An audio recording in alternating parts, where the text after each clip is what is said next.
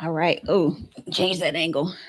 All right. What's up, y'all? So, this is what I have noticed. Okay. Hesitation, shame, perfectionism, all of it is just forgiveness in disguise.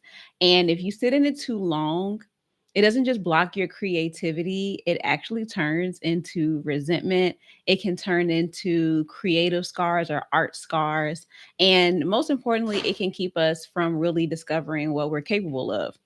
And so that's why tonight, not tonight, that's why today, this afternoon, we're going to talk about something called the forgiveness reset. And so this is going to be a culmination of everything that we have talked about in this forgiveness and creativity series because we are at the final video in the series. And so I told y'all when the series started that at the end we're going to have a recap, but I decided that instead of it just being a recap, why not make this something that you really can use and help you to see and visualize what can happen when you forgive. So if you've ever felt yourself feeling like you want to shrink back and you find yourself thinking that I things aren't going the way that I hope that they would, I just want you to type me in the chat because if that's you, then this is going to be the live stream for you. And if you see me looking over, I always have to say this because it makes me feel uncomfortable that I'm looking back and forth, but I have notes.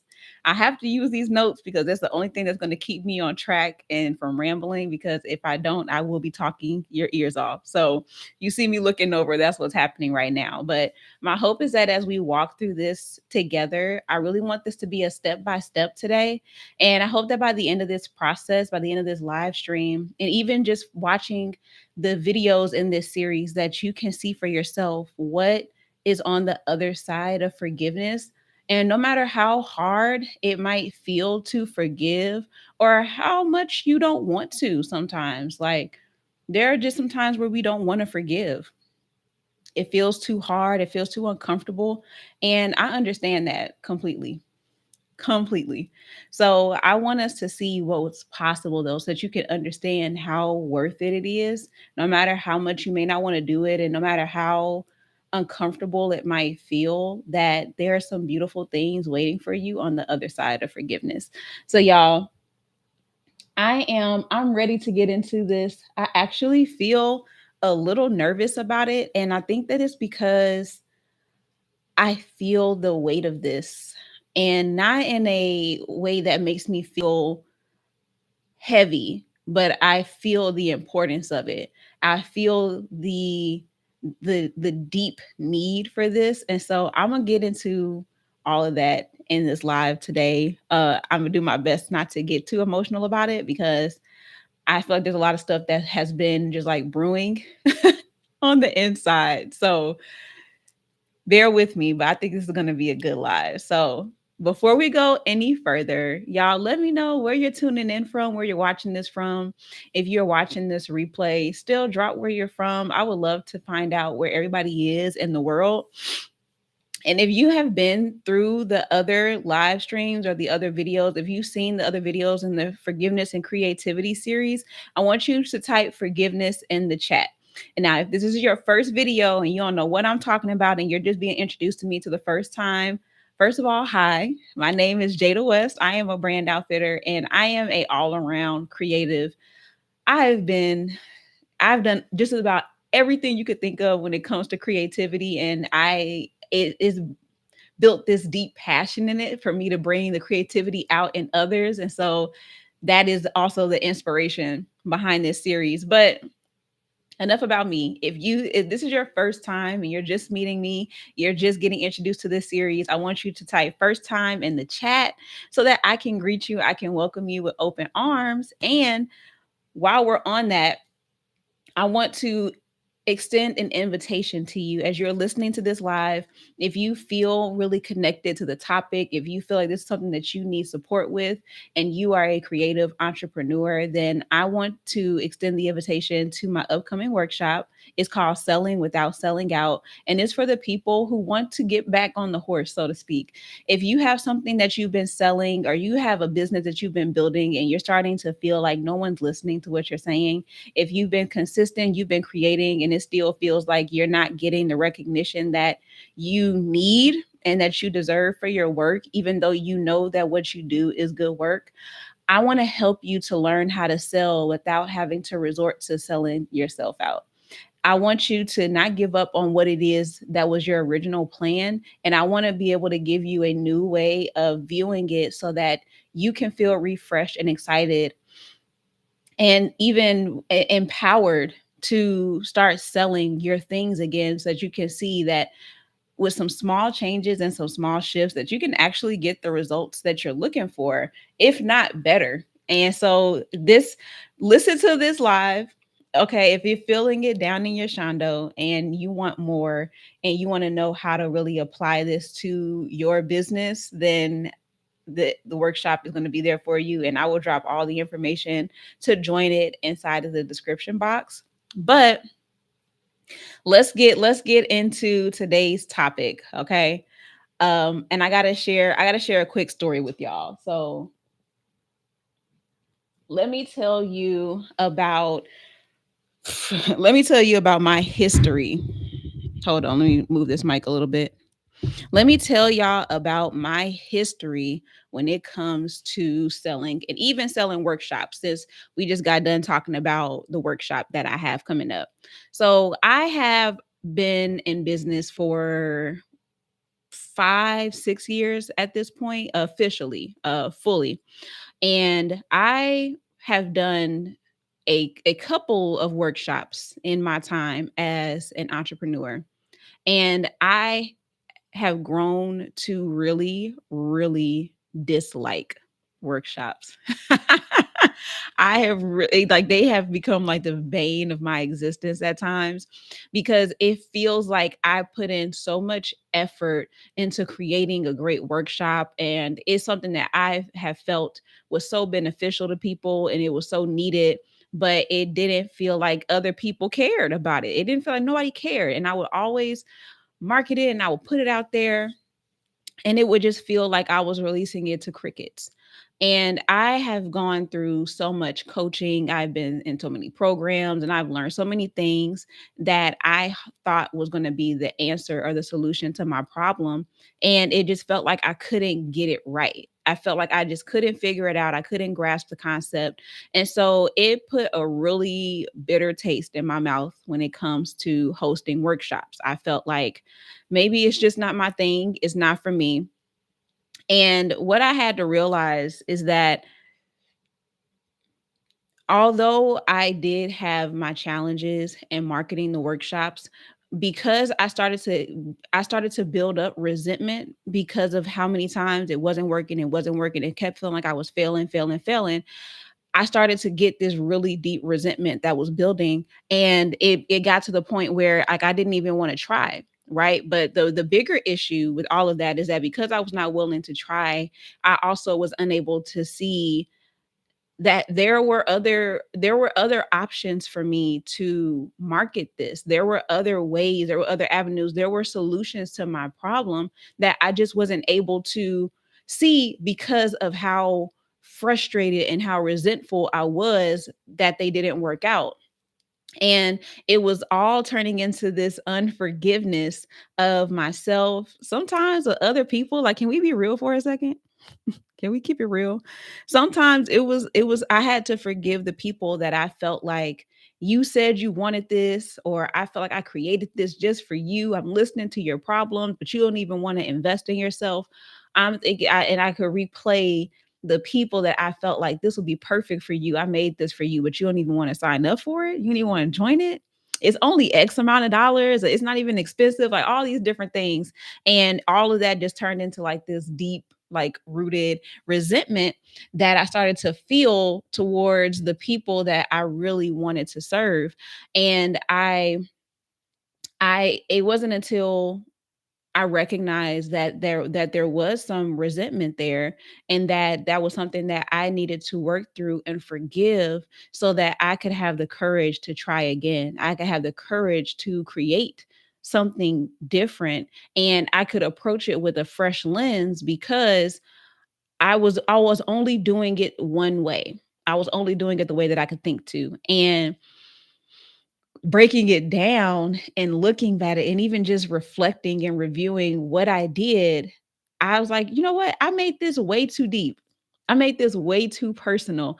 And I want to be able to illustrate for you through today's reset how forgiveness really can block you, not only creatively, but it can also block you from seeing that you have more options than you think that you do, but you can't see them because you have too much holding up your capacity. You have too much blocking you. You have too much holding you back. You have too much in your face that you just can't see. Like what's that saying? Like you can't see the forest through the trees or something like that. I feel like I said it. I might have messed up some of the words in there, but I feel like y'all get what I'm saying. Y'all know the saying. And so that experience made me ask myself like what happens if I actually practice forgiveness, if I actually forgive something that I didn't even realize was an offense. It felt offensive to me, but what would happen if I just forgave it? And so that's the shift that I want to walk you through in these upcoming sections of our lives. So if this is really hitting you, if this is hitting home for you, and you can relate to feeling like that resentment and that unforgiveness and that bitterness, I know I'm using some harsh words right now, but it is. We be a little bitter, we be a little salty. So if you can relate to it, I just want you to put your hand up in the comment section. You ain't got to get no more details than that because I know I'm already in somebody's business, and that's okay. That's okay. We're going to work through it together. So, I want to talk about what forgiveness actually gives you. Okay, so let's get into it. So, forgiveness isn't just about feeling lighter emotionally.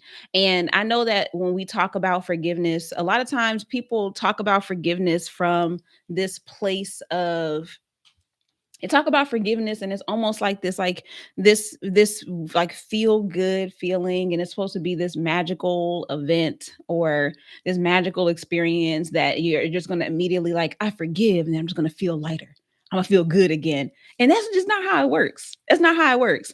It does give you space, and it does give you the energy that you didn't even realize that you had lost, and it lets you create without dragging every past flop and every past failure into the room with you.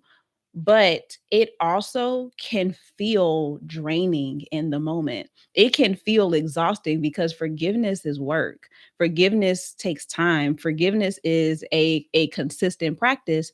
But when you go through it, you start to realize piece by piece that you start to get those things back.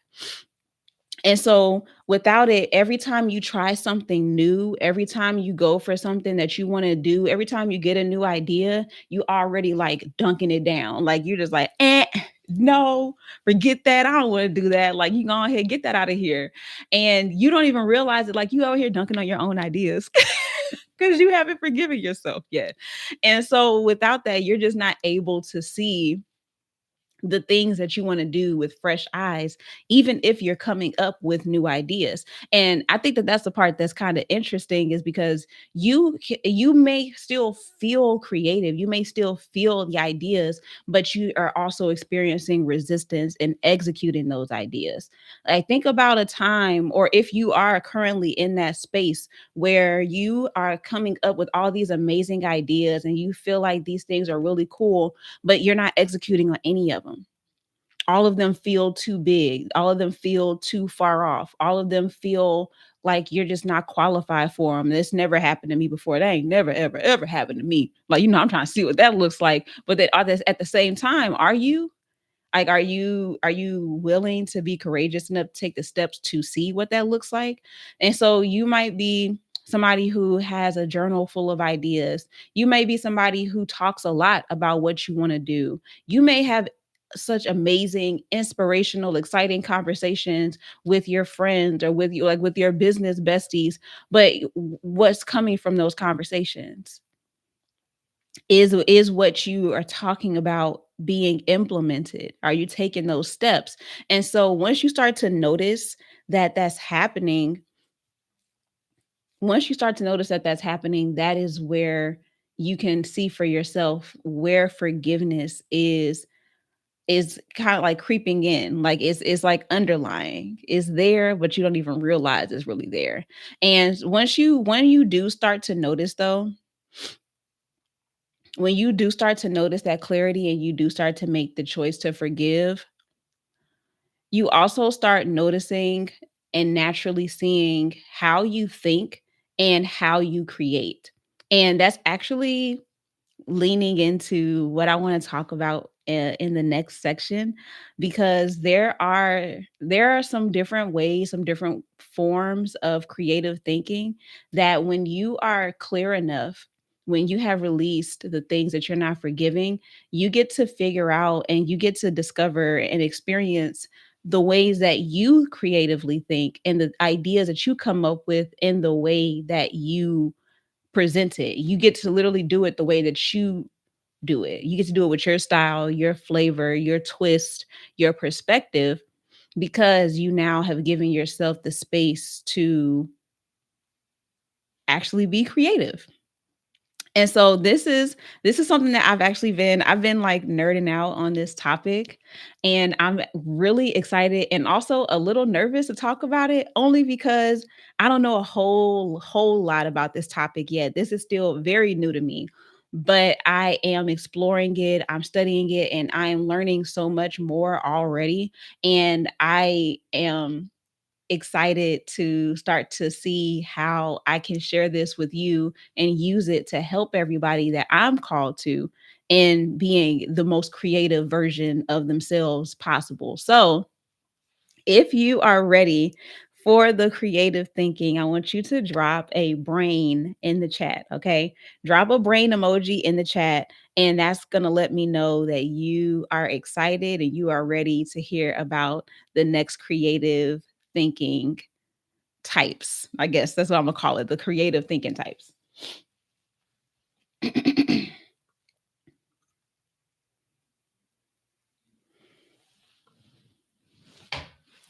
All right, y'all. Are we ready? Are you ready? Are you ready? Okay. So there are five different creative thinking types, and I'm just going to start there. And there is a bunch of research that has been done by people whose names I do not remember right now.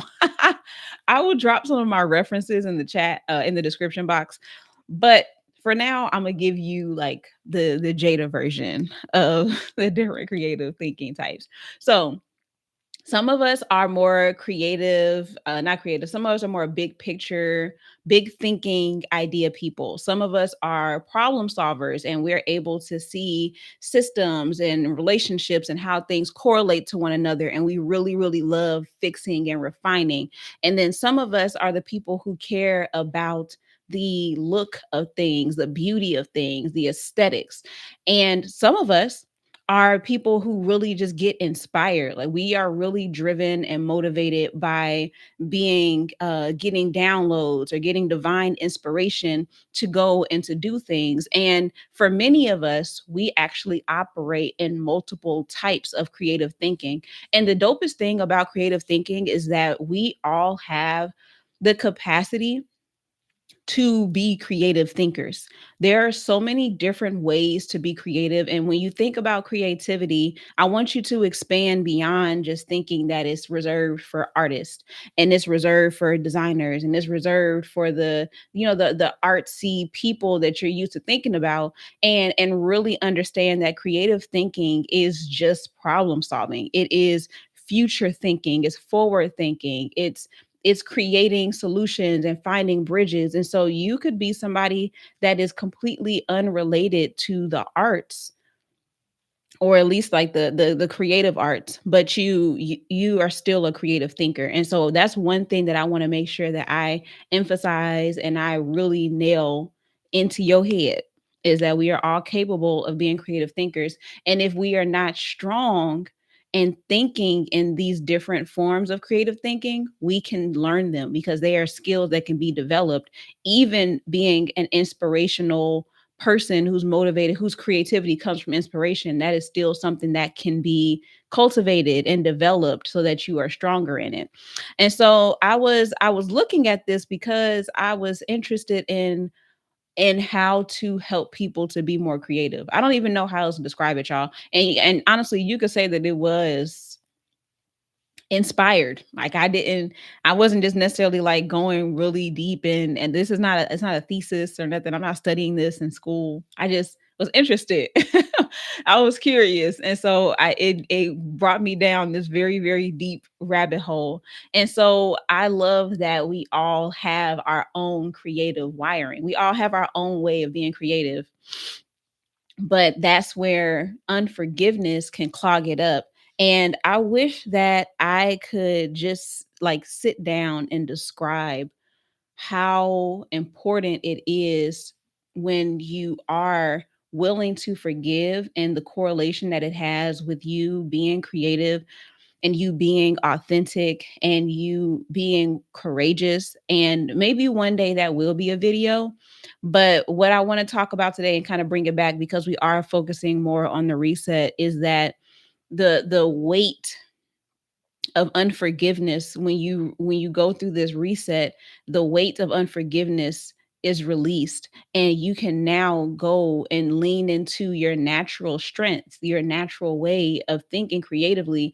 And it opens you up to being willing to take creative risks, which I will get into a little bit more deeper down. But as I'm talking about this, let me know if you're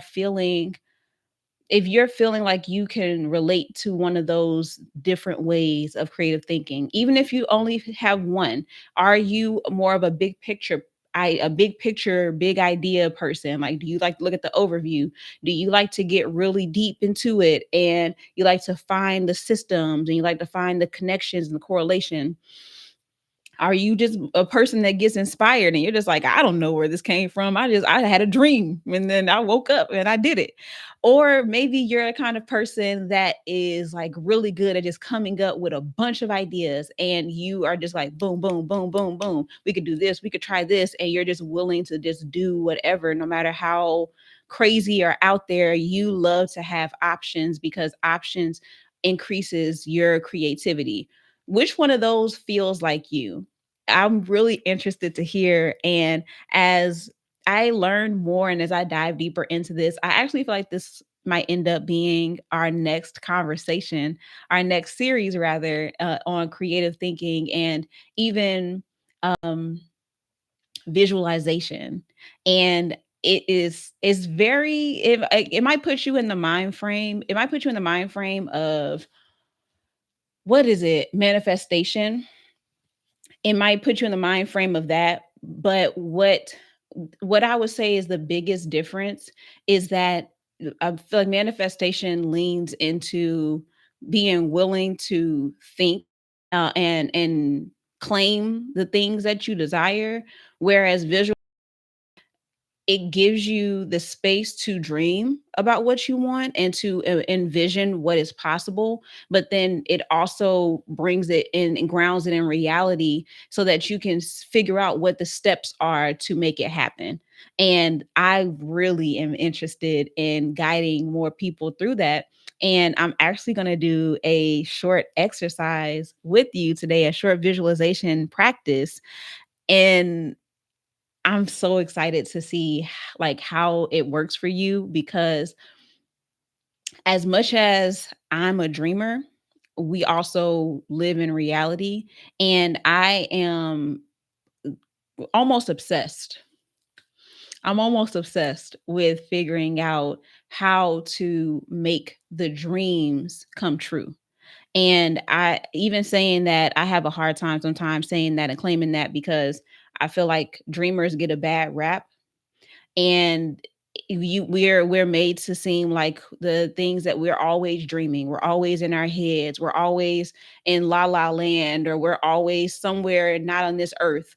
And I can understand why we get that rep, but I also think that we need to be able to do that. Like, we need to be able to dream, we need to be able to see what's possible. And I love being able to not only be forward thinking but also reflecting on the past, and being able to sense and be connected to one another, so that I can understand what are our needs collectively. What is it that we need as a community? What is it that we need as a culture, as a nation, globally? What is it that we need to bring so that we can collectively heal and grow and move forward and solve the problems that we are experiencing right now?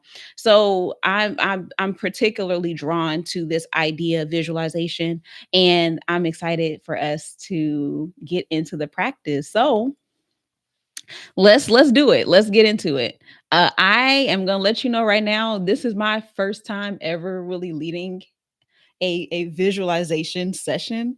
I don't even know what to call it yet. That's how new it is. But I want to see. I want to see. I want to practice with y'all.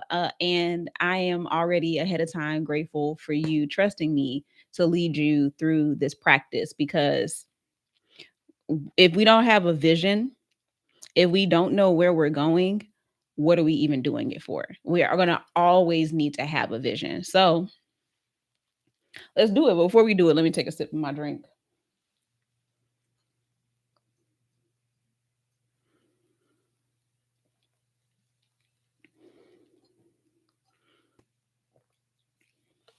Okay. So let's go. So here's what I want you to do. If you are able to, I want you to just take a moment, whatever, if you're watching this on your phone or listen to this on your phone or watching on your TV, that's even better because then your hands are free. But I just want you to just put down whatever it is that you've got. If you are somewhere where you can't do that just yet, you can't close your eyes, then I want you to save this part and come back to it and try this exercise and let me know what comes up for you. Okay. So I want you to picture yourself a month from now, after practicing forgiveness regularly, whatever that rhythm looks like for you. Okay. I'm not going to tell you what that is. I want you to trust yourself to identify what frequency you need to practice that at. Okay. So, after practicing forgiveness regularly, you let go of the flops, you let go of the hesitation and the resentment. What is it that you are creating? And how are you showing up differently? And I want you to take a moment to really see it. And when you do, I want you to type it in the chat. And as you're visualizing, I want you to take note of the challenges that have come up before. I don't want you to just say, I'm going to only think positive. I'm going to only think positive. I want you to be honest about what those challenges have been, what have been the obstacles in the past. I will use my workshop as an example, and I'll talk you through my visualization as you are taking this moment for yourself to visualize yours. So, I'll use the workshop. So the challenges that I felt that I faced is, the biggest one is, I didn't feel like people were really engaging and responding to the content that I was creating. I'm sending emails. I am maybe posting in my stories on Instagram. I feel like I'm doing so much, and it is not is and nothing shaking with it. And not only am I experiencing those types of challenges, I'm also starting to feel discouraged, and I'm also starting to feel frustrated, and I'm also starting to feel frantic. And I'm thinking, whoa, maybe I should do something else. Maybe I should add a bonus to this. Maybe I should jazz it up. Maybe I need to just switch directions. Maybe I should drop it because nobody signed up. I put this out 3 days ago and no one's biting. No one's taking the bait, right? But now I'm shifting. I'm acknowledging the challenges, and now I'm shifting to, what are my desires? My desire is to have a sold out workshop. I want to be able to see a sea of faces or a group of faces of people who are eager and excited to learn. And not only are they eager and they're excited, but they are asking me questions, so many questions that it's almost like, oh my goodness, how am I going to answer all of these? And the chat is just going, going, going with people saying, oh, this is my idea, or this is making me think this, or this is so good, or this is exactly what I needed. And I'm seeing the chat just flow with so many comments of people who are just excited to be in a place where they feel seen, where they feel understood, and where they are also being able to see what's possible. And I'm looking at that, and that would be my definition of a successful workshop. And now that I see the successful workshop, now I'm thinking, well, what does it look like for me to have this successful workshop? What does it look like for this workshop to actually be possible and get the results that I'm looking for? And so, knowing that one of my challenges has been to keep going even when I don't see the results that I want, even when I'm talking about it and I'm marketing it and I'm not seeing what I want. And now I'm thinking, okay, maybe I need to give it more time. That's going to always be one of the first things that I know for myself. I don't know about you, but I know for myself, I have to give stuff time to develop. And now that I'm giving it time, I also need to think, how can I be more specific? In the past, my workshops have not been clear. At least to me, they've not been clear enough about what people are going to take away from this. And not only have they not been clear, but I haven't always spoken with the confidence that I need to portray so that people can feel comfortable coming to me to help them. I can recognize the times where I felt and I sounded hesitant, or where I'm showing up here and there and I'm showing up very passively because in the back of my head, I'm already expecting this to fail.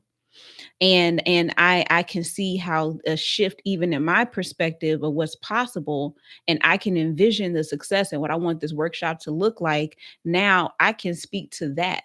I don't have to speak from a defeated place. And now not only that, but I also can see where I can be more potent in what it is that I say in my messaging, and I can really lean into the way that I create my strengths and my creative thinking, which is going with what inspires me, but also giving myself a structure, giving myself a strategy that I can follow while leaving room and space for me to move with inspiration and make those quick shifts and tweaks, and then even being willing to develop it as I go, and to be open and transparent about the process so that people can see what it looks like even behind the scenes, because that's also something that is a strength of mine, which is not the typical, that's not the norm for people when they're marketing a workshop. And but that is one of my strengths, and that's the idea that I'm coming up with. And I want to go with that idea. I don't have to just follow the strategies and the blueprints that I have seen other people use, even if it's been successful for them. I am courageous enough to move and adjust as needed so that it is true to who I am. And as I'm doing that, I'm also thinking, what is this workshop going to do for the people? What is the impact that it is going to have even beyond the workshop?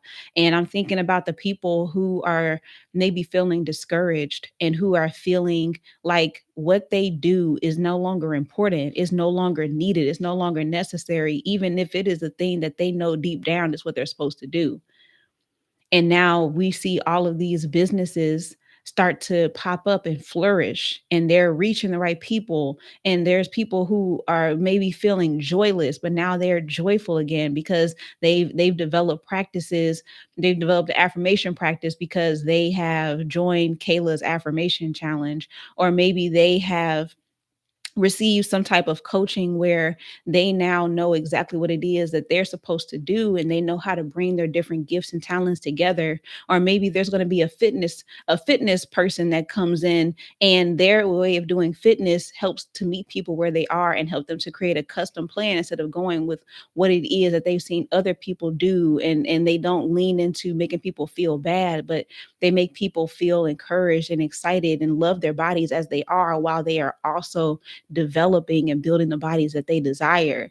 Like there's going to be so many different forms and different versions of this, of businesses that are meeting the need. And I know that what who I am called to are people who don't necessarily fit the money making niche, or they're not, their business isn't about building businesses. What they do may feel like it's not necessary, or it feels like it may be a luxury, or it may feel like an afterthought, but what you do is actually necessary for people right now. So, hey Kayla. Oh, you coming with my eyes closed. I hope you're still in here. Happy Thursday. So that's the visualization process. And I want you to continue this. I want you to continue this, and recognize how this is not about being vague, and it's not about being abstract. This is about being intentional. It's about being specific, and it's about being optimistic about what is possible, while also acknowledging your reality, so that you're not surprised when challenges come up. You know how to navigate it because you're not trying to fight against your nature, but you're working with it because there's nothing wrong with you. It's nothing wrong with you. You just have to learn how to accept who you are and to work with who you are, because you were designed the way that you were for a reason. And that reason, more often than not, is going to also be what attracts the people to you that you're called to. So that felt really good. Did y'all do it? Did you do the practice? Did you do it yet? If you didn't do it, y'all, please go back to the beginning of this section, to the visualization section. And I want you to really do this practice. And I want you to, if you need to like turn me down, because your vision is going to be your vision, right? You're not going to have the same one as me. But if you need to turn me down, whatever, you need to have me a little bit lower. But take the time to do that practice and to go through that. There is actually a whole framework for it. There's 5 steps to the visualization process. However, I think we really only went through like 3 of them. So, as I practice it more and get better at guiding people through it, I'm really excited to see how all 5 components go into play. But right now, I feel like this is like a good like mini visualization, a good teaser introduction to the process, and I think that it will be enough for you to at least see what's possible with it. Yeah, try it out, Kayla. Try it out.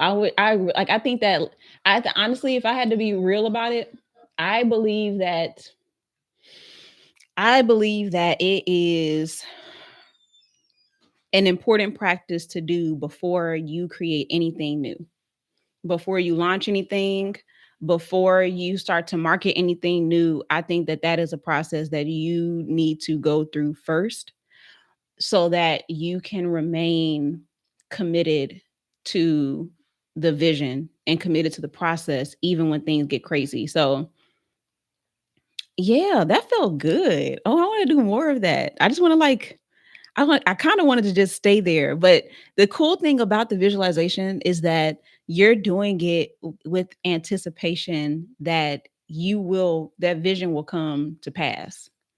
And so like that's where I feel like the manifestation aspect to it comes into play. But manifestation has always been a very challenging concept for me, because it just felt like you just gonna say something that you want and then it just is supposed to happen. Like it didn't make sense. It didn't make sense. I didn't like it. And I didn't feel like I'm not always the most logical person, but I need something. Like I need some kind of connection. So, but I think with and no, actually here's what it is. With manifestation, I would always feel like I was going to be the reason it didn't work. I always felt like I was going to mess it up. And so with visualization, I can be honest about what I know could be a hiccup and I can plan for that because if I can plan for it, if I can take that into account, then I can feel more confident in the possibility of it coming to pass. You know what I mean? Like that I think like that's the part that I still need to be able to acknowledge so that I can still take the steps confidently knowing that the challenges are going to come and I know what it looks like for me to keep going in spite of those challenges. So, but that's the practice. Yay. If you did the visualization process, then this is also for you. Congratulate yourself, cheer yourself on, and write down what comes to mind as you're doing it, because I really see it being a powerful tool in helping you to stay encouraged as you go through this. So yeah, do you see how forgiveness plays right into that though? Like I feel like forgiveness gives you the courage to even visualize it. Not only the courage, but it, like I said earlier, it gives you the space to not worry so much about it not working and worry more about being solution oriented. So I kind of had a little revelation with that too, but I'm gonna stay on track. I'm gonna stay on track. All right, y'all. So let's talk a little bit about let's connect this to the real world and where we are because it's ghetto. Earth is real ghetto right now. I don't even have no cute way of saying that. It's ghetto. Cause wow. How did we get here? So I was actually having a conversation earlier with Kayla. She is my mentee, Kayla the Angel on all platforms. And she we were talking and I was sharing how difficult it can be to navigate the different things that we have going on, especially right now with the things like the government shutdowns and the layoffs, the massive layoffs that people have been experiencing all year. The economy, what is it? What economy? The holidays are and now the holidays are coming up, and that is like the perfect time for people to start getting into just like hustle mentality. And then something that's been coming up for me a lot too is screen time. And even I really want to go on this tangent, but I know for a fact I have to save this for another time. But just the propaganda that is in media right now, it disgusts me. It disgusts me. And so seeing all of this, it makes sense that it feels like the only answer is to just grind. Like put your head down and just grind harder. And if I'm being honest with you, you can actually get pretty far by grinding. Like you can grind your way to six figures, you can hustle your way to hustle your way out of poverty, but it's not sustainable. It's never been sustainable, and it doesn't always lead to better results. And I feel like that's the lie that we have been sold for so long, is that all you got to do is hustle harder, and you're not hustling hard enough, you're not grinding hard enough, and that's why you're not seeing results. And it makes me think, like, how are we saying, hustle harder, grind harder, but then at the same time we're saying work smarter, not harder? Which one is it? Which one is it? Yeah, it's disgusting. It is disturbing. And if I go too far into it, I will turn into somebody else. Okay. So I gotta I'm gonna save it for another day. But yeah, it doesn't. And the thing that's so funny to me is that creativity is actually the answer to that. If you want to work smarter, that means you are solving problems. You are thinking about different solutions. You're thinking about, okay, this process, this takes 4 hours. How can I make it 2?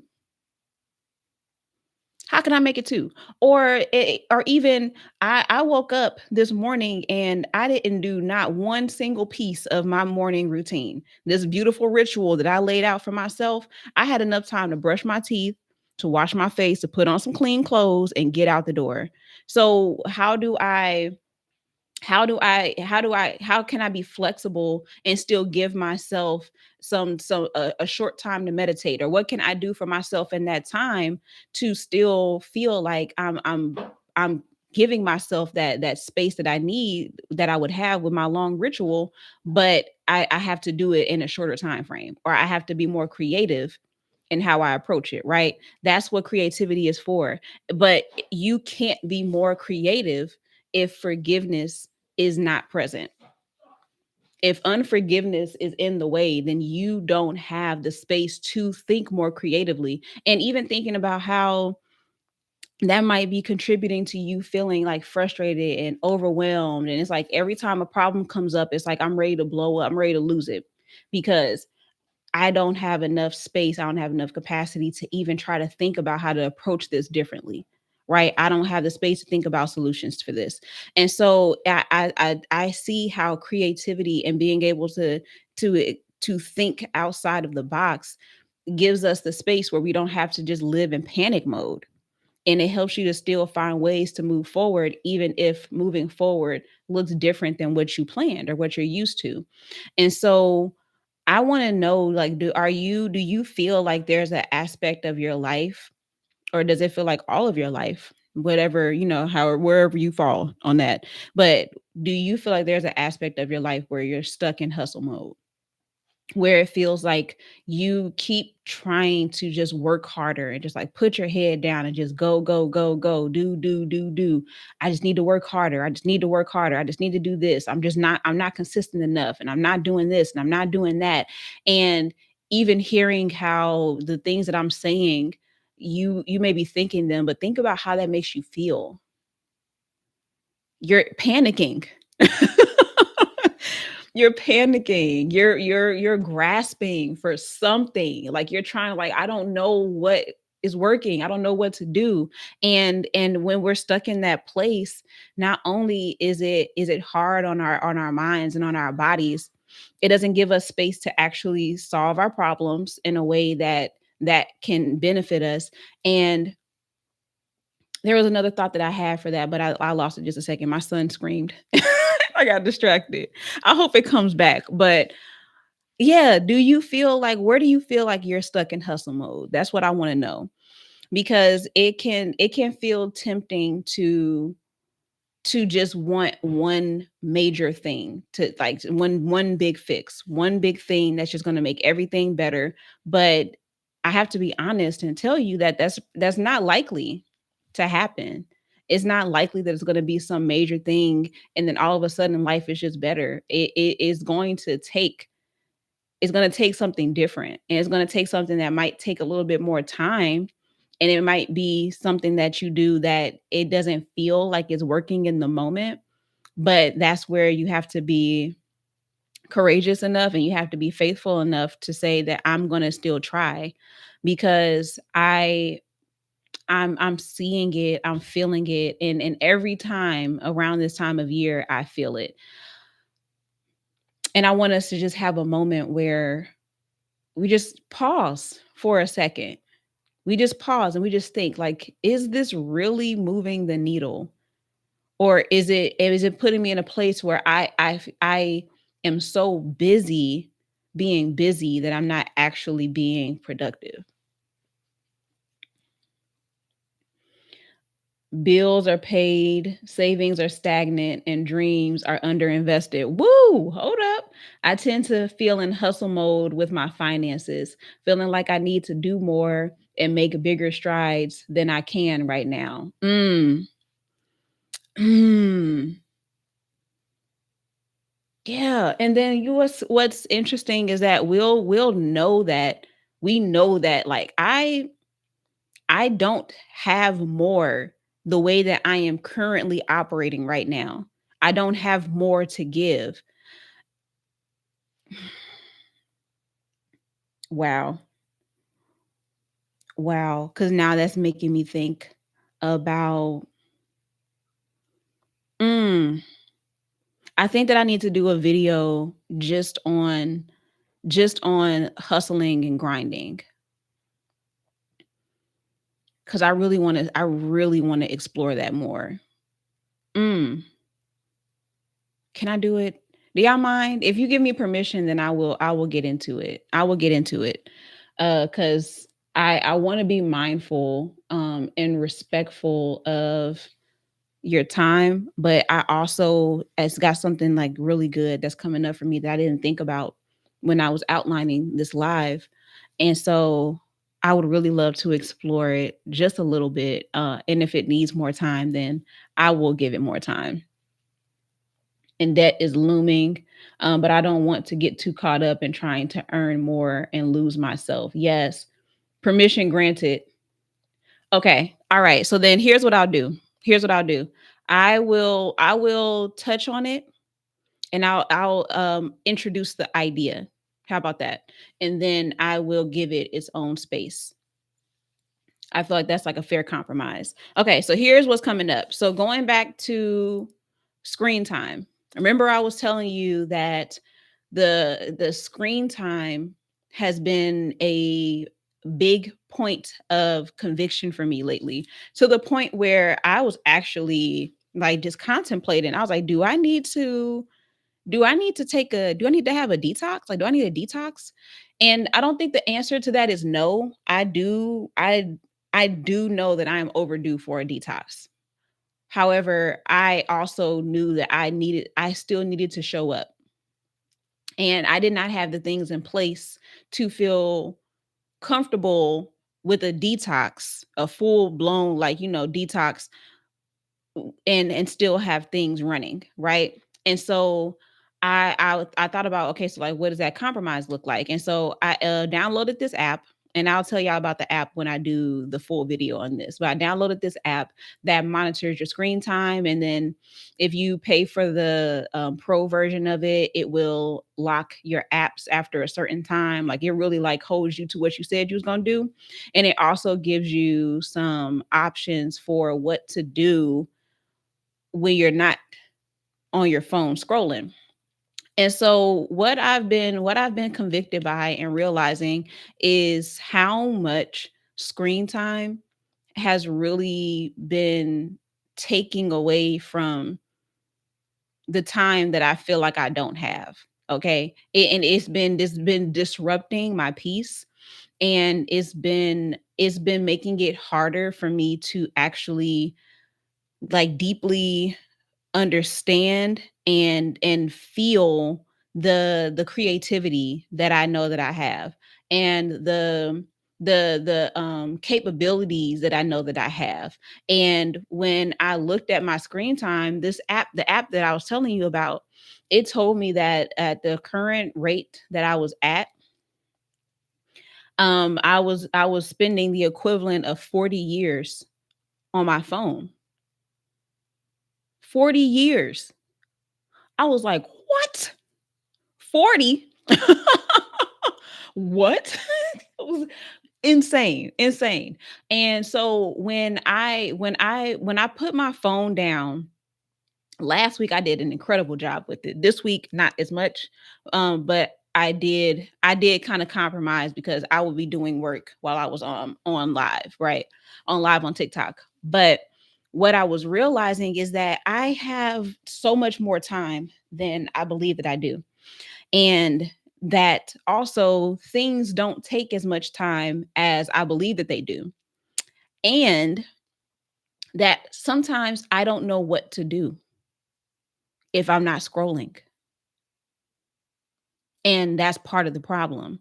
I don't know what to do. And I know realistically, I can't fill all of that time up with working because I also don't want to be working 24/7. I know that I have other needs. And so even this morning when I woke up, because there was a lot of things that was on my mind, my dreams was dreaming last night. So one of the things that was on my mind is, if I'm not on my phone, what can I replace it with? And I've been thinking about, I feel like I have activities that fuel my creativity that don't involve social media. I know that I can spend time with my son, with my family, with other people, with friends. I know that I have that my social life is improving. It's still not where I want it to be, but it's improving. And then I was like, the one area that is not accounted for right now is like physical activities. And so now my next goal is, what physical activities can I incorporate? And I don't mean that in like in the sense of exercise though. Like I mean exercise is cool, but I really don't want to, like, it's not just about exercising. It's just about doing physical things so that I'm just using my body. like I don't even know how else to describe it. I feel like I'm not using my body enough. And so I'm saying all of this to say, coming back, because I feel like I might have got a little off, little not off topic, but I'm kind of getting off a little bit. But the idea of screen time and it impacting me in more ways than I imagine, and it taking up a lot of what capacity I could be using in other spaces. That is why it feels like I don't have any more to give. Y'all get what I'm saying? And I feel like I gave like a very long explanation for what we've probably heard so many times when it comes to you got time, but you spend all of it, scrolling, and people talk about that all the time. But I don't think that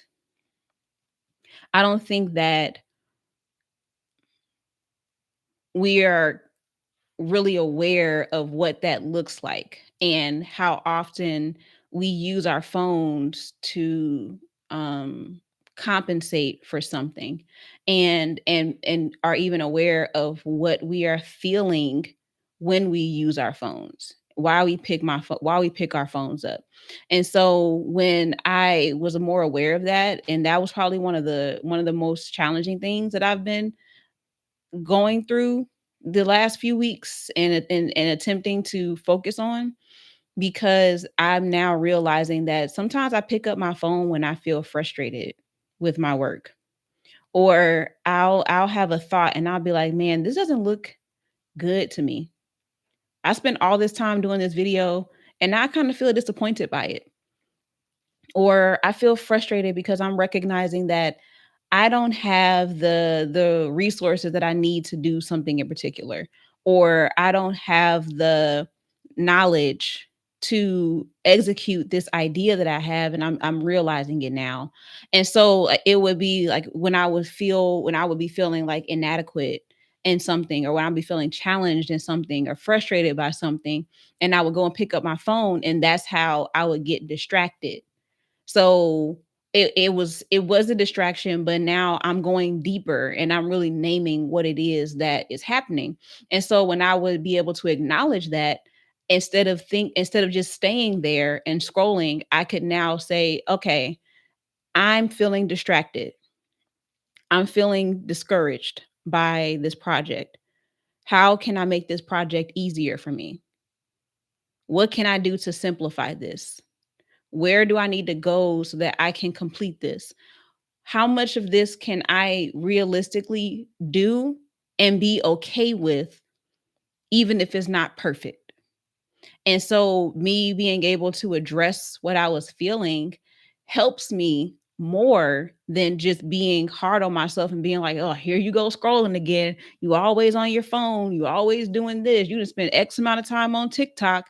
I don't have to do that, because all that's doing is perpetuating the shame. instead of acknowledging the real issue. And so being able to have those conversations with myself, I have been able to be so much more productive in what I'm doing because I'm really acknowledging the root of it, and I'm recognizing why I'm making my decisions, and I'm able to come up with solutions to my problems instead of just letting them be problems and pushing them off. Yeah, yes, it blew my mind. I was like, "Wow." And so when you think about that, what is true right now can still be true. You may not have the time and the capacity to add more to your plate, so to speak. You may not have the capacity to hustle harder, but you don't have to.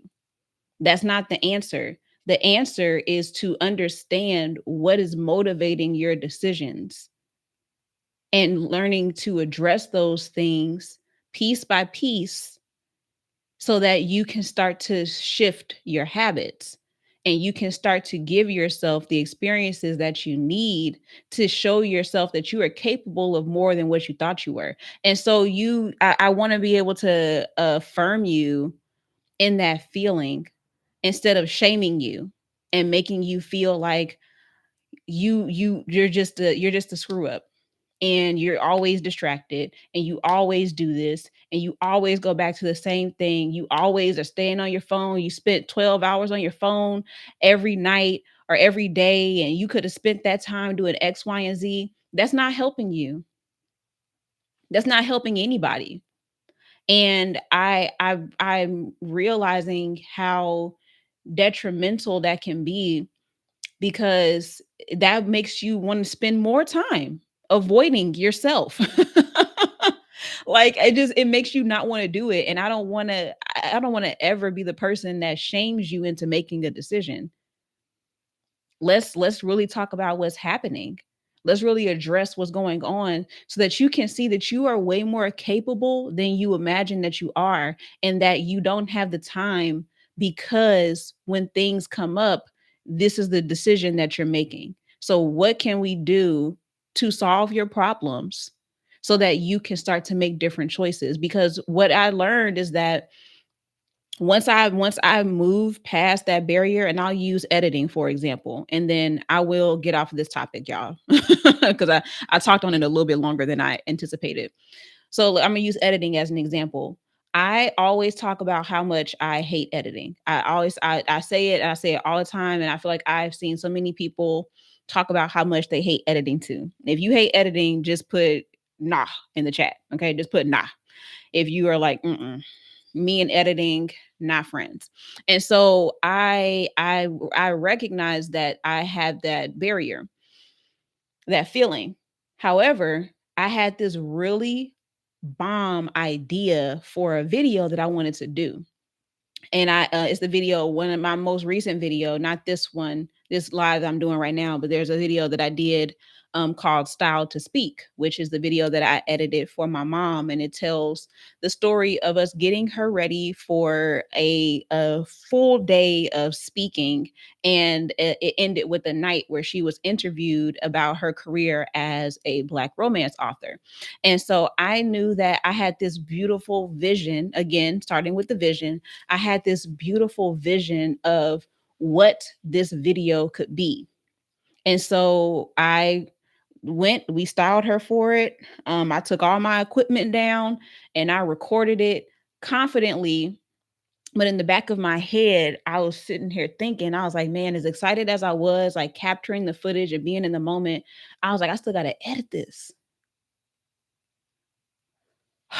And I sat down and I looked at the videos and I was like, I have 160 video clips. What in the world am I about to do with this? 160 video clips? Bro, who's finna edit that? I was like, who do you think you are? Spike Lee? Out here recording a feature length film. And so I ended up taking a minute and I was like, what would make this easier?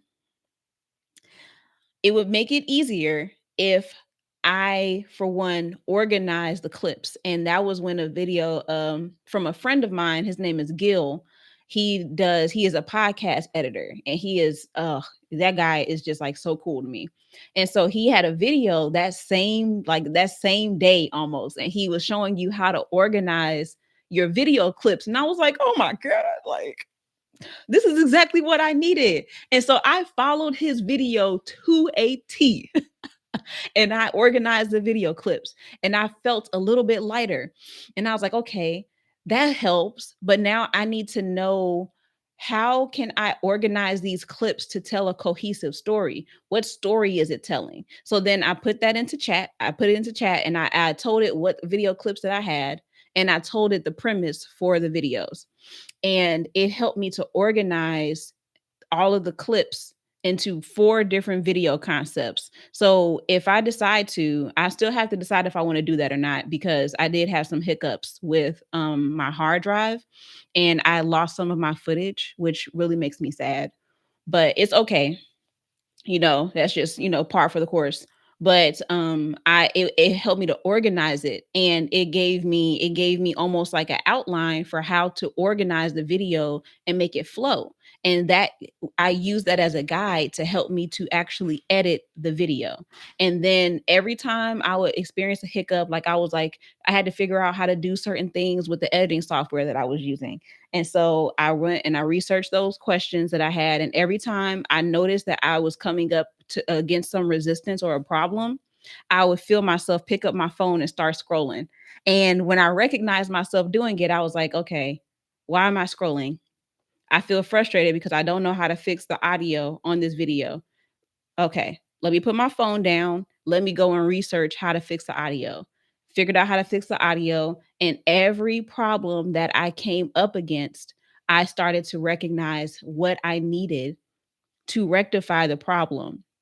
And this video gave me so many problems, y'all. It almost made me want to never edit anything again. But I kept going, and it ended up being, at last time I checked, the video is over 400 views, which is the highest amount of views that I've had in a very long time on long form video. My shorts usually are like, those shorts is easy to get those kind of views. Long form video, not as much. So I've got the highest amount of views, even though it took me so much time to complete it. I completed it. And what that showed me is how the challenges come up, but I still have the vision. And the vision is what was motivating me to keep putting it out there. And as each challenge came up, each problem came up, I just addressed those problems. And I ended up with something that not only was I super proud of, but it also was gratifying to see the response from people who watched the video as well. And I felt like that was the perfect way to describe what I mean by that. And so I know it's interesting, the correlation that I've just made between screen time and editing a video. But that's one of the things that I noticed. And so I will do a separate video on that, because I feel myself still wanting to talk about that topic. And so I will reserve that for another time. But thank you for giving me the space to kind of process that and get that out. Um, and I hope that it helped you to see for yourself what that might look like for you. So, hmm, yeah, let me see some of these comments. So, Kayla says, what can we do to solve your problems to make different choices? Yes. 160. Yeah, it was 160. Yeah, it was ridiculous. But yeah, y'all, so let's get back on track. So I want to talk a little bit more about forgiveness. Okay, so forgiveness by itself doesn't feel like this major thing. Like, it's not going to feel extravagant. and I told y'all that earlier. I'm gonna reiterate it. It is not going to feel extravagant, and that's okay because it's not supposed to. But it can be the smallest thing, but it can change everything for you. It can literally systematically change everything that you have been experiencing up until this point. And you can think about it the same way that, you posting one video at a time, one video at a time, how that can lead to major things, how sending one email can lead to major things. And you continuing to do those actions, those small things stack up, which is something that we hear all the time. But I want to make sure that you know and understand that I want to give the proper gravity to this, because it's the focus isn't the forgiveness. The forgiveness is just the barrier to bigger. The forgiveness or the unforgiveness is the barrier to bigger, to more. And what you are able to do when your creativity is free, when you're able to express it freely, those possibilities really are endless, and they are so much bigger and deeper and more vast and even more interconnected than you may realize that it is. And so you just never know what that one action, that one seed, that one phrase, I forgive this and I'm releasing it, what that can do for your future. That's what I want to emphasize. And so I want us to think about it. I want to think about it in a way where it's like, if this is the one thing that's stopping me from getting what I want, am I willing to keep holding on to it? Am I willing to allow it to stop me from seeing what's possible? You know what I mean? Yeah, the words really do hold power. Yeah, they hold power. And so I want you to let me know. This part was inspired by you, Kayla, your live last night, and we were talking about you're talking about, how did you phrase it? You said how we don't want to do the small things because they feel too small, but it's the thing that leads to the bigger. But we don't want to do the small thing. That really struck me because the way that you said it, I was like, yes. Yeah, that makes sense. How I don't want to do the small, I want the big thing, but I don't even want to do the small thing. The thing is too small, but it's why not just do it? If it's small, why not just do that small thing? Like, what is it? Like, what is, all right, what is that? Yes, don't discount the small things that need to be done. Like, what is that really? Like, why are we like that? But if the small things are what builds the big things, then forgiveness is one of the most powerful small practices that you can have, because it can lead to so much more. And so that's why I call it the reset, because it can take and shift just the way that you think.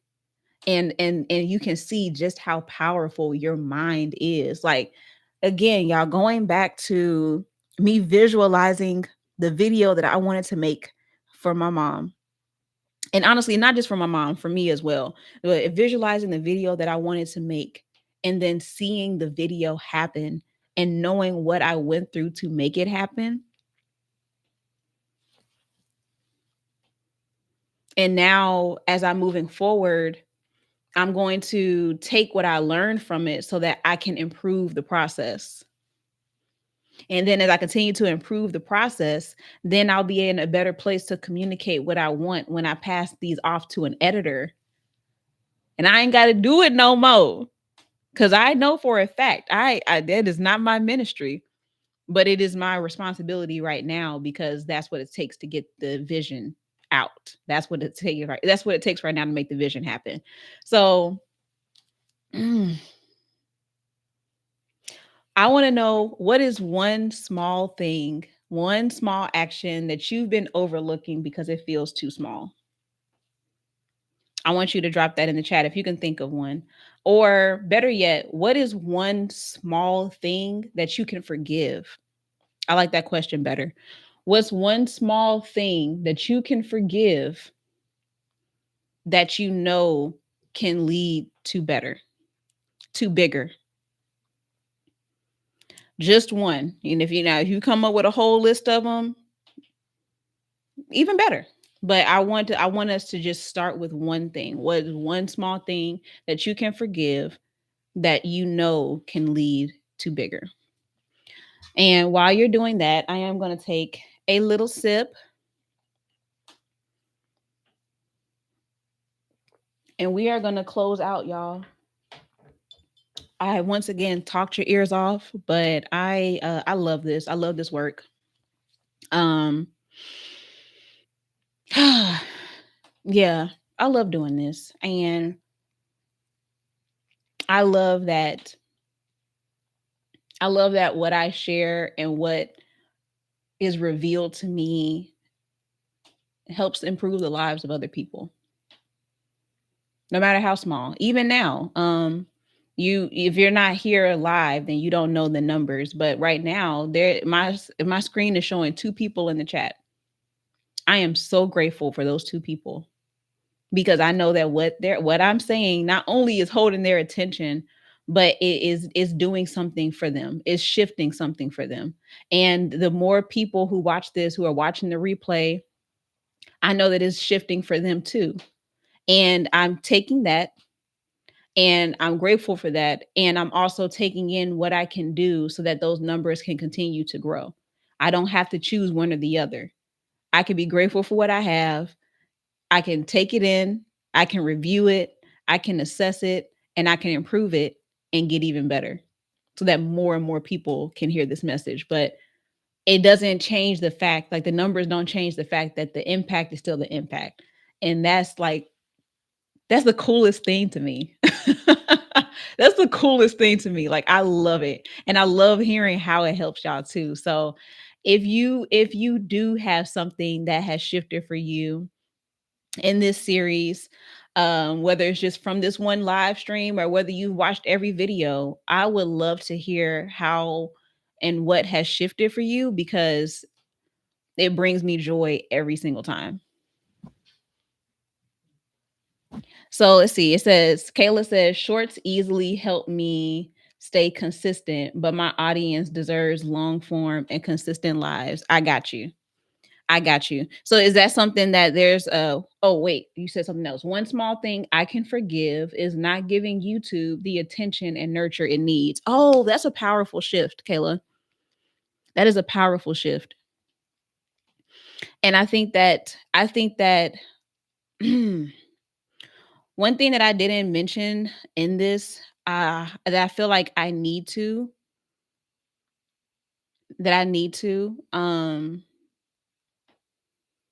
actually no, we did it in the visualization. We did in the visualization. So I want to emphasize this so I can make sure that I'm sharing this message responsibly. So when as you are forgiving, I want you to, oh, yes, thank you. I'm gonna do another visualization practice. And it might be, I think I'm gonna go along with the creative thinking series that I was talking about. Um, I'm gonna go along with that, and visualization is gonna be a part of that. It's gonna be its own separate thing, okay? Because I can see how we need both. So we need the forgiveness, but then you also need to know how you think creatively. And when you know how you think creatively, you're able to visualize and put it into practice, put it into action.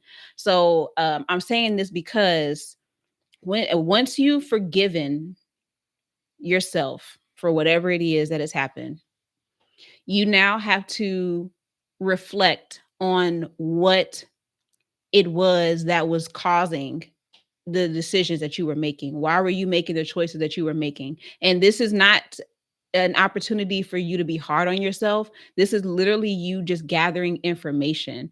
And in fact, when you do forgive, And this is inside of the Getting Unshot workbook, y'all. When you do forgive, there is a section there's a part in the steps where you have to empathize with the offender. And in this instance, the offender is you, right? Again, I'm not calling you names. That's just, the roles that we play when it comes to the injustices and the things that we have to forgive, right? And so as the offender, you have to put yourself in your own shoes and empathize with yourself and understand where you were at that time and why you are making the choices that you make so that you can create a plan that helps you to still be successful in spite of those challenges. Okay? So I promise you, I am going to break that down so much better. But just sit with that piece right now because I've talked about a whole lot today.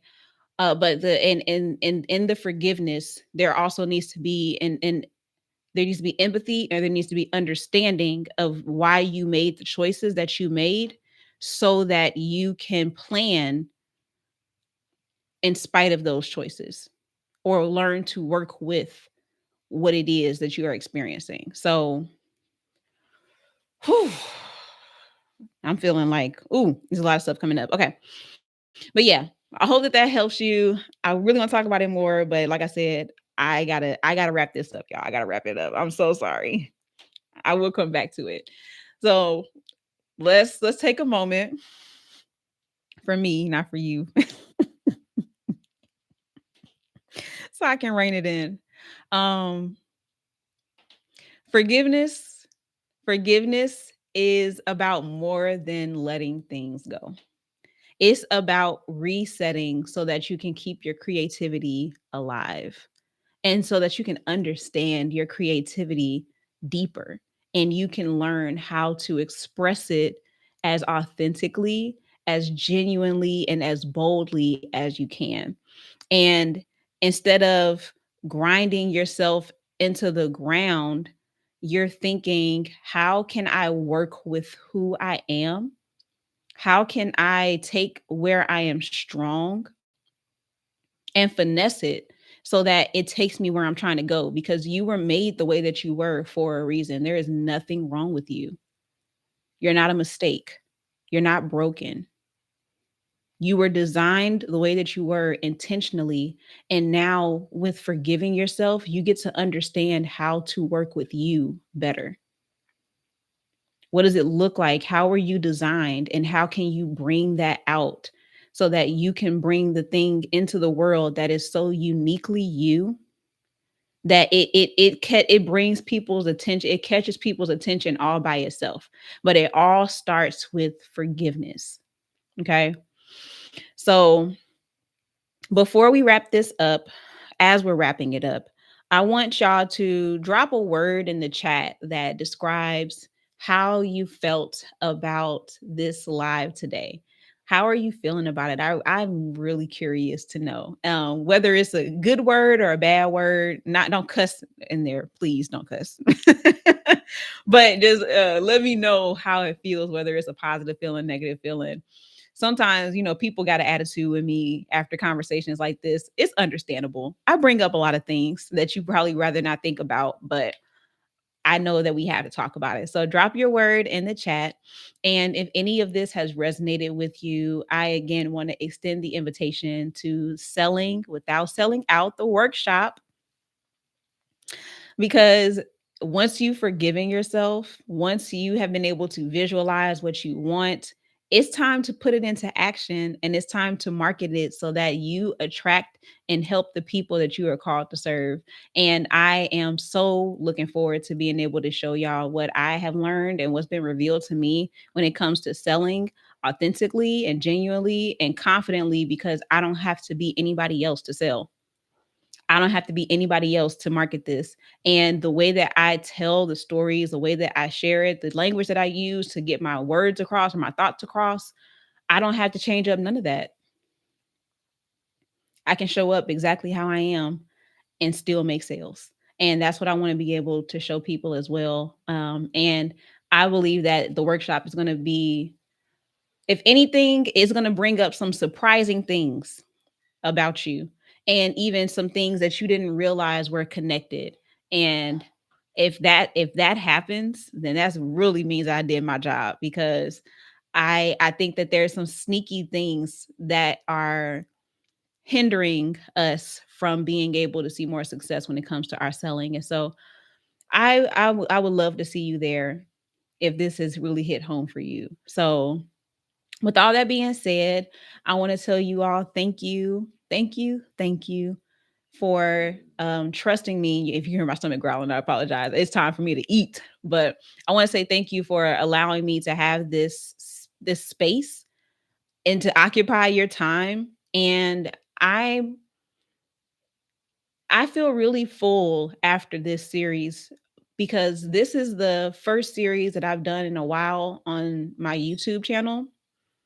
And it was one that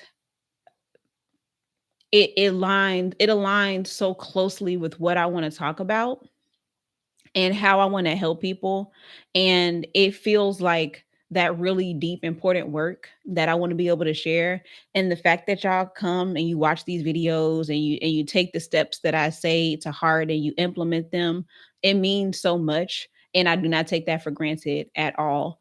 So thank you for trusting my voice and for sharing what you do share with me, because I know that it's not always easy to talk about the things that you have going on. So, with all that being said, y'all, we have we have completed the creativity, the forgiveness and creativity series, and we are going to be moving into the creative thinking series. I don't know if that's going to be our very next video. It might be. We're going to play it by ear, but yeah, that's that.